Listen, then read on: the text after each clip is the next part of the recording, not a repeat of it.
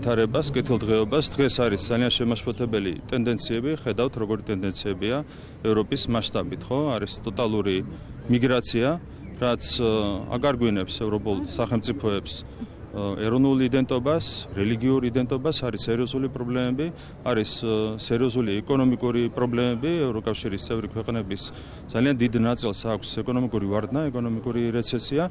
ჩვენ ვისურვებდით, რა თქმა უნდა, რომ ევროპაში ეს ტენდენციები შემოტრიალდეს დადებითი მიმართულებით. ეს არის ძალიან მნიშვნელოვანი, როგორც მთლიანად კონტინენტისთვის, ასევე კონკრეტულად ჩვენი ქვეყნისთვის, იმიტომ რომ ევროპაში ეკონომიკური კრიზისი, რა თქმა უნდა, არის რისკების შემცველი ნებისმიერი ჩვენი რეგიონის ქვეყნისთვის. ამიტომ ჩვენ ევროპას უსურვებთ მაქსიმალურ წინსვლას, განვითარებას, კეთილდღეობას. ეს არის ჩვენი კონტინენტი, ყველაზე ძვირფასი, ასე ვთქვათ, სივრცე ჩვენთვის, აქედან გამომდინარე ევროპის განვითარება ნიშნავს, რა თქმა უნდა, მეტ კეთილდღეობას საქართველოსთვის.